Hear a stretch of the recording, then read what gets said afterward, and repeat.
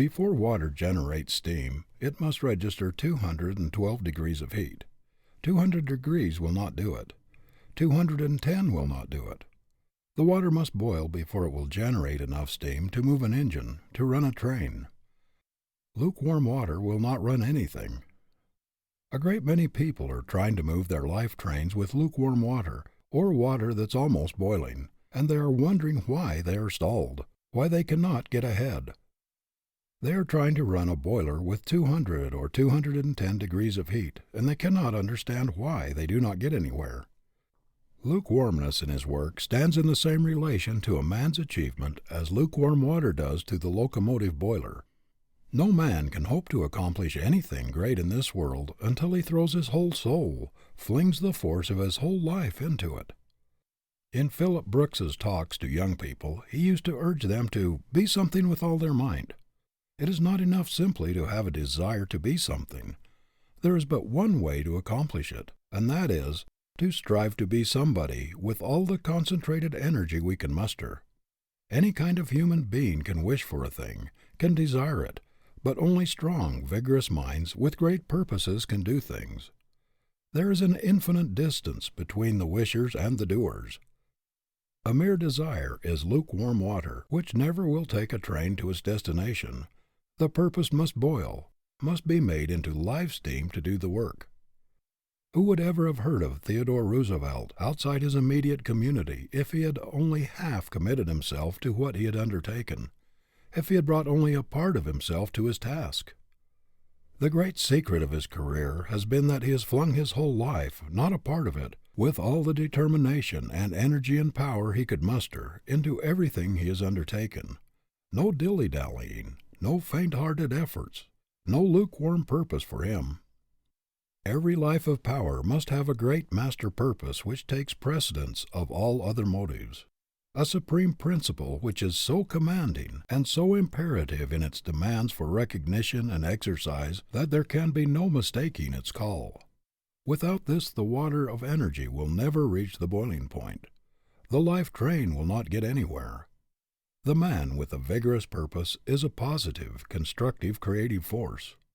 No one can be resourceful, inventive, original, or creative without powerful concentration, and the undivided focusing of the mind is only possible along the line of ambition, the life purpose. We cannot focus the mind upon a thing we are not interested in and enthusiastic about. A man ought to look upon his career as a great artist looks upon his masterpiece, as an outpicturing of his best self, upon which he dwells with infinite pride and a satisfaction which nothing else can give. Yet many people are so loosely connected with their vocation that they are easily separated from it. I know young men who seem anxious to get on in their careers, but in a single evening they could be induced to give up their calling for something else. They are always wondering whether they are in the right place or where their ability will count most.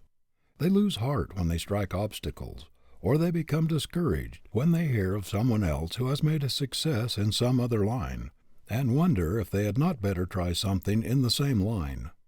If one is so loosely attached to his occupation that he can be easily induced to give it up, you may be sure that he is not in the right place. If nature has called you to a position, if the call runs in your blood, it is a part of your life and you cannot get away from it. It is not a separate thing from yourself. It exists in every brain cell, every nerve cell, every blood corpuscle contains some of it. You can no more get away from it than a leopard can get away from his spots. So when a young man asks me if I do not think he had better make a change, I feel very certain that he is not in the place God called him to, for the thing he was made for is as much a part of his real being as his temperament. It is nearer to him than his heartbeat, closer than his breath. There is a photograph of the thing he was made for in every cell in his body. He cannot get away from it. The thing which will make the life distinctive, which will make it a power, is the one supreme thing which we want to do, and feel that we must do, and no matter how long we may be delayed from this aim, or how far we may be swerved aside by mistakes or iron circumstances, we should never give up hope or a determination to pursue our object. Some people have not the moral courage, the persistence, the force of character, to get the things out of the way which stand between them and their ambition. They allow themselves to be pushed this way and that way into things for which they have no fitness or taste. Their willpower is not strong enough to enable them to fight their way to their goal. They are pushed aside by the pressure about them, and do the things for which they have little or no liking or adaptation. If there's anything in the world a person should fight for, it is freedom to pursue his ideal, because in that is his great opportunity for self-expression, for the unfoldment of the greatest thing possible to him. It is his great chance to make his life tell in the largest, completest way, to do the most original, distinctive thing possible to him. If he does not pursue his ideal, does not carry out his supreme aim, his life will be more or less a failure, no matter how much he may be actuated by a sense of duty, or how much he may exert his willpower to overcome his handicap. There is great power in a resolution that has no reservation in it, a strong, persistent, tenacious purpose which burns all bridges behind it, clears all obstacles from its path, and arrives at its goal no matter how long it may take, no matter what the sacrifice or the cost. The inspiration of a great, positive aim transforms the life, and revolutionizes a shiftless, ambitionless, dissipated, good-for-nothing man, as if some divine energy had worked in him, even as love sometimes transforms a slovenly, purposeless, coarse man into a clean, methodical, diviner being. When the awakening power of a new purpose, a resolute aim, is born in a man, he is a new creature.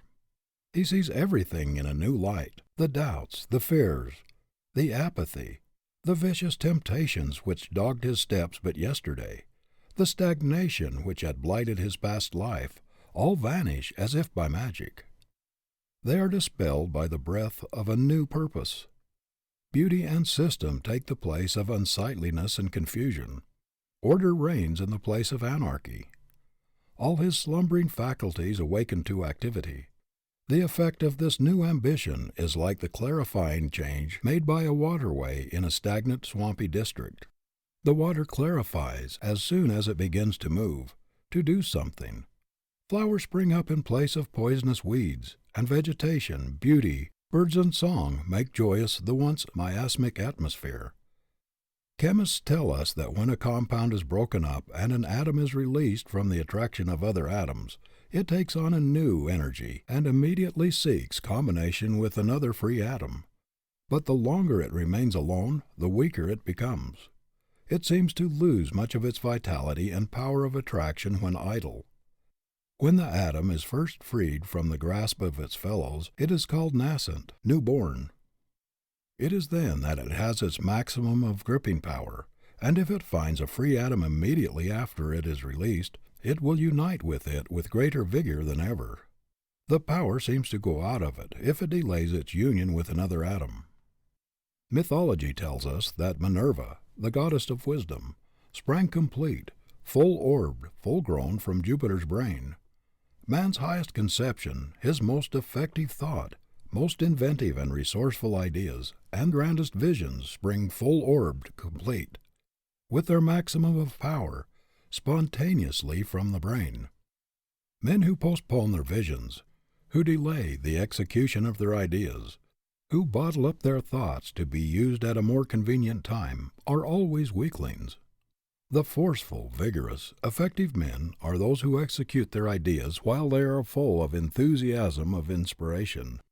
Our ideas, our visions, our resolutions come to us fresh every day, because this is the divine program for the day, not for tomorrow. Another inspiration, new ideas will come tomorrow. Today, we should carry out the inspiration of the day. A divine vision flashes across the artist's mind with lightning-like rapidity, but it is not convenient for him to seize his brush and fasten the immortal vision before it fades. He keeps turning it over and over in his mind. It takes possession of his very soul, but he is not in his studio, or it is not convenient to put his divine vision upon canvas, and the picture gradually fades from his mind. A strong, vigorous conception flashes into the brain of the writer, and he has an almost irresistible impulse to seize his pen and transfer the beautiful images and the fascinating concept to paper. But it is not convenient at the moment, and while it seems almost impossible to wait, he postpones the writing. The images and the conception keep haunting him, but still he postpones. Finally the visions grow dimmer and dimmer, and at last fade away and are lost forever. There is a reason for all this. Why do we have these strong, vigorous impulses, these divine visions of splendid possibilities? Why do they come to us with such rapidity and vigor, such vividness and suddenness? It is because it is intended that we shall use them while fresh, execute them while the inclination is hot.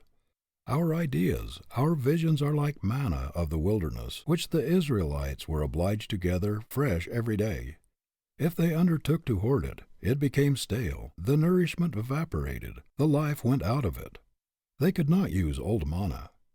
There is something about allowing a strong resolution to evaporate without executing it that has a deteriorating influence upon the character. It is the execution of a plan that makes stamina. Almost anybody can resolve to do a great thing. It is only the strong, determined character that puts the resolve into execution. If we could only make our highest moments permanent, what splendid things we should do in life, and what magnificent beings we should become. But let our resolutions cool, our visions fade, until it's more convenient to execute them, and they're gone. There is no easier way in which one can hypnotize or deceive himself than by thinking that because he is always making great resolutions, he is doing something worthwhile or carrying them out. I know a man who would feel insulted if anyone were to intimate that he had not been a hard worker, and had not accomplished a great deal in life.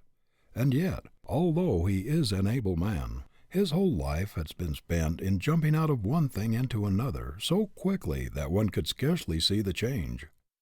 Yet every time you see him he carries his head high. He is as enthusiastic and optimistic as though his whole life had been one triumphant march. His enthusiasm is intense, but it fades away just as quickly as it came. The very fact that he always lives in the clouds, is always dreaming of the great things he is going to do, seems to convince him that he actually does them. But he never stays at one thing long enough to reach effectiveness. His whole life has been spent in starting things brilliantly and enthusiastically. Few men have ever begun so many things as he, or completed so few. The putting off habit will kill the strongest initiative. Too much caution and lack of confidence are fatal enemies of initiative. How much easier it is to do a thing when the purpose impels us, when enthusiasm carries us along, than when everything drags in the postponement. One is drudgery, the other delight. Hungering and striving after knowledge is what makes a scholar. Hungering and striving after virtue is what makes a saint. Hungering and starving after noble action is what makes a hero a man. The great successes we see everywhere are but the realization of an intense longing, a concentrated effort. Everyone is gravitating toward his aim just in proportion to the power and intensity of his desire and his struggle to realize it. One merely desires to do this or that, or wishes he could, or would be glad if he could. Another knows perfectly well that if he lives, he's going to do the thing he sets his heart on, if it is within the limits of human possibility. We do not hear him whining because nobody will pay his way to college. He does not say he wishes to go. He says, I am going to prepare myself for a great life work. I have faith in my future. I have made a vow to myself to succeed, and I am going to do so on a broad gauge plan. I am not going to start out half equipped, half fitted. I will have college training. When you find a boy who resolves within himself that come what will, he is going to do the thing he sets his heart on, and that there are no ifs or buts or ands about it, you may be sure he's made of winning stuff. He will not postpone and postpone the realization of his vision until too late, until its glory has vanished. He will lose no time in putting forth all his energy to make it real, and if it is a possible thing, he will succeed. End of chapter 8.